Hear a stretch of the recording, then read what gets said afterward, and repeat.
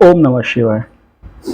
कभी आपके साथ ऐसा हुआ है कि आपने किसी काम को किया पूरे मन से और वो काम सफल नहीं हुआ और आपके दिमाग में ये टेंशन हो गई कि भाई ये क्यों नहीं हुआ, मैंने तो पूरी कोशिश से की थी। तो अगर ऐसा होता है किसी काम में आप विफल होते हैं तो वो होता क्यों है, बेसिकली उसको समझने की कोशिश करते हैं शिव पुराण के इस अध्याय से। जिस समय सृष्टि उत्पन्न हुई उसमें, अगर आपने मेरे पिछले वीडियोस देखे या नहीं देखे तो जाके आप देख ले। तो सबसे पहले ऑब्जेक्ट जो है, उद्देश्य है, वो पहले फिक्स होता है, उसके बाद में आगे का काम होता है। आप इसको सिंपली इस तरह समझ सकते हैं कि अगर आपको भूख लगती है तो आप जाते हैं, खाना बनाते हो, खा लेते हैं। तो भूख लगने से पहले आपके पास में राशन होता है। ये ऐसा नहीं होता है कि आपको अभी भूख लगी और आप खेत पे जाके कहते हैं धान बो रहे हैं, गेहूं बो रहे हैं, ऐसा नहीं होता है। तो ऑब्जेक्ट पहले आपको डिसाइड करना होता है, उसके बाद में उसका प्रोसेस फॉलो करना होता है। तो इसी तरीके से जिस समय नारद जी की उत्पत्ति हुई, नारद जी को मानस पुत्र की तरीके से ब्रह्मा जी ने जब जन्म दिया तो उनका उद्देश्य उनको पहले से ही बता दिया कि भाई आपका जो उद्देश्य है वो भक्ति है। आपको तीनों लोकों में, समस्त ब्रह्मांड में भगवत स्वरूप ज्ञान का प्रचार करना है, ये आपका मेन ऑब्जेक्ट है। ओके। लेकिन एक समय के बाद में इंसान, भगवान, देवी देवता, कहीं ना कहीं वो भी अपने ऑब्जेक्ट से थोड़ा सा साइड बाय साइड भटकते जरूर हैं। क्यों भटकते हैं? क्योंकि भाई जो माया है उसके आगे सभी लोग विवश हैं। तो वही विष्णु जी का ज्ञान का प्रचार उन्होंने तीनों लोकों में करना था। अब यहाँ पे जब शिव जी की लीला स्टार्ट हुई तो नारद जी शिव जी से भी बहुत ज़्यादा इंस्पायर हो गए। उन्हें लगा भाई शिव तत्व, क्योंकि ये बेसिकली जो घटना है ये जस्ट कहते हैं सती के विभाजन के बाद की घटना है। तो उन्हें लगा कि भाई शिव तत्व भी बहुत इंपॉर्टेंट है और शिव तत्व के ज्ञान के लिए, ब्रह्म ज्ञान के लिए बेसिकली उन्होंने तपस्या स्टार्ट कर दी। अब तपस्या स्टार्ट करने लगे तो जब काफ़ी समय हो गया तपस्या करते करते करते करते तो उनका जो वाइब्रेशन था वो इतना इतना तेज हो गया कि स्वर्ग जो था वो हिलने लगा। स्वर्ग हिलने लगा तो यानी इंद्र जी की टेंशन हो गई, क्योंकि कुर्सी तो सबको चाहिए भाई, और कुर्सी को बरकरार भी रखना बहुत जरूरी होता है। तो भाई इंद्र ने भेजा कि भाई कौन है तपस्या कर रहा है। उन्होंने कहा नारद मुनि कर रहे हैं। उन्होंने कहा नारद मुनि, तो उनको क्या चाहिए? तो उन्होंने कहा फिर भी देखो कहीं ऐसा नहीं, क्या ऑब्जेक्ट है पता नहीं। उन्होंने बेसिकली पवन देव को, अग्नि देव को और उनको भेज दिया कि भाई देखो जाके भाई ये क्या है इनका, और आप उद्देश्य इनकी तपस्या को रोको और पूछो इनसे उद्देश्य क्या है। तो भाई वो लोग पहुंचे, उन्होंने अपना चालू किया सारा।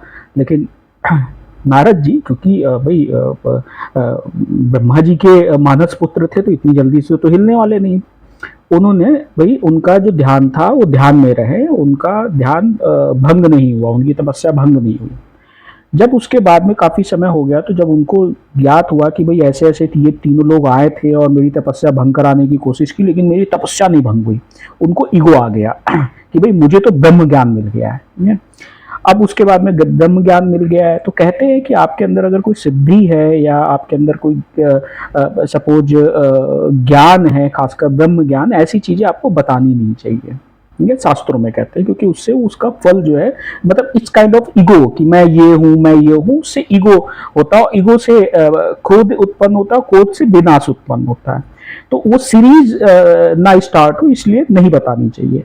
अब भाई शिव जी के पास पहुंचे नारद जी की, अहम ब्रह्मास्मि और मुझे ब्रह्म ज्ञान की प्राप्ति हो गई है और मैं भी वंदनीय हो गया हूँ, यानी मेरी भी पूजा की जाए, समथिंग लाइक दैट। इस तरीके से उन्होंने शिव जी को बताया। शिव जी वैसे ही बोले हैं, उन्होंने ब्रह्मा जी को बोला भाई ये चीज़ें बतानी नहीं चाहिए। अब मुझसे तो बता दिया कोई बात नहीं, लेकिन विष्णु जी और ब्रह्मा जी से मत बताना। अब होता क्या है, जिस समय आपके अंदर ईगो आ जाता है किसी भी चीज़ का तो आप किसी की नहीं सुनते हैं, अच्छी बुरी कुछ नहीं सुनते, आप उस चीज़ में ढिढोरा पीटने लगते हैं। वो ब्रह्मा जी के पास पहुंचे, ब्रह्मा जी को बोला कि साहब ऐसे ऐसे मुझे ब्रह्म ज्ञान मिल गया। उन्होंने कहा अच्छा, उन्होंने ठीक है भाई, उन्हें कोई बात नहीं है, मिल गया तो ठीक है। और शिव जी ने भी बोला कि हाँ भाई तुम्हें ब्रह्म ज्ञान मिल गया, तो उन्होंने ठीक है भाई। विष्णु जी के पास पहुंचे दोबारा, विष्णु जी को भी बोला भी वो।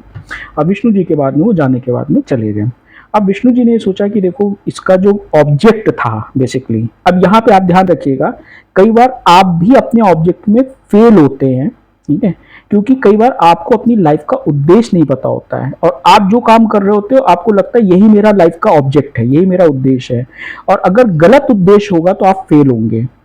फेल कौन करेगा? विष्णु जी।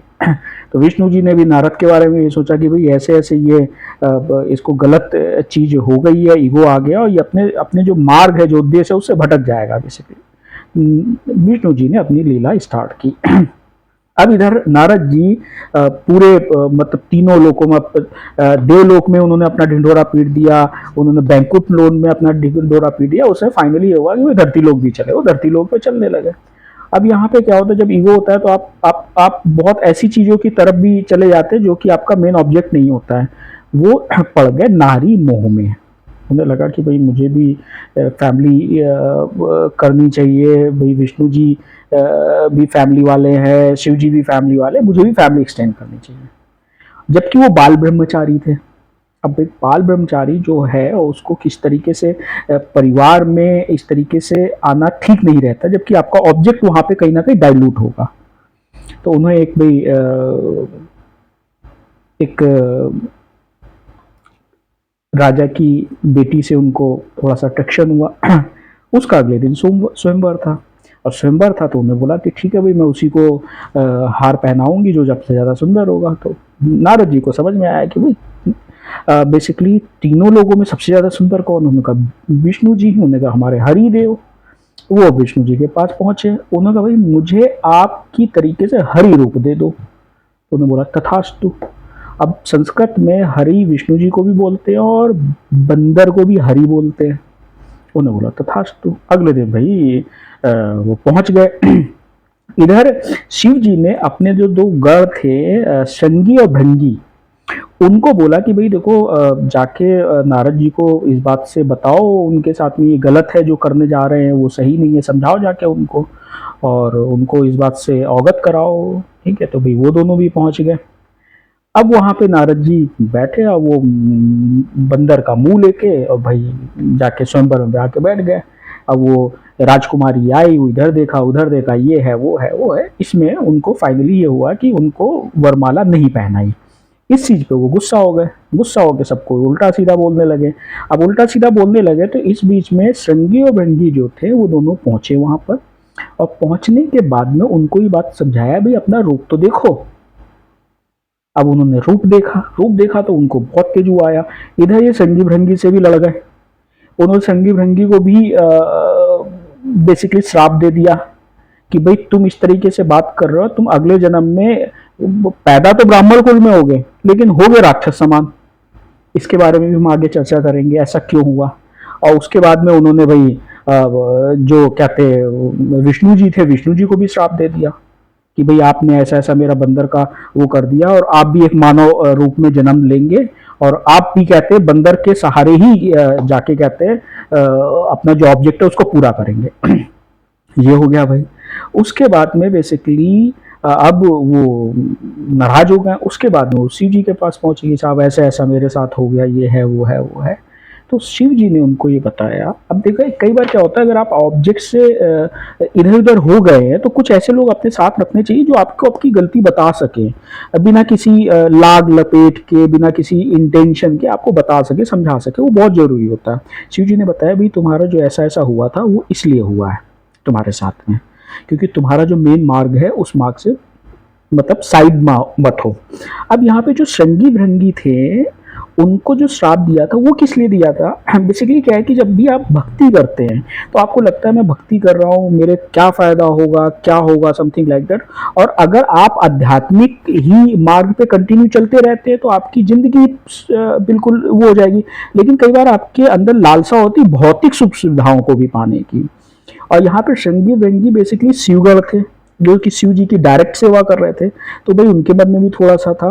तो अगले जन्म में बेसिकली उनके उस ऑब्जेक्ट को भौतिक सुख सुविधाओं को देने के लिए बेसिकली उन्होंने जो दूसरा जन्म लिया था वो रावण और कुंभकर्ण के रूप में हुआ था। ओके, अब यहाँ पे क्योंकि वो विसर्वा ऋषि के पुत्र थे, विसर्वा ऋषि को दोनों ऐसी औलादे क्यों मिली? वो एक अलग चैप्टर, अलग कहानी है, वो हम बाद में डिस्कस करेंगे। ओके, तो इस तरीके से बेसिकली नारद जी को दोबारा अपनी भूल का एहसास हुआ। एहसास होने के बाद में वो दोबारा से भक्ति मार्ग पे चले गए। तो ये कहानी यहीं तक समाप्त होती है। तो यहाँ पे इस कहानी से समझ में ये आता है कि लाइफ में हो सकता है आपका एक उद्देश्य हो सकता है आपके कई उद्देश्य भी हो सकते हैं, लेकिन आपके साथ में अगर कोई भी ऑब्जेक्ट फुलफिल नहीं हो पा रहा है तो अपने आप को डिप्रेशन में जाने की ज़रूरत नहीं है, परेशान होने की ज़रूरत नहीं है। आप ये मान के चले उसमें ही आपकी भलाई है। ओम नमः शिवाय।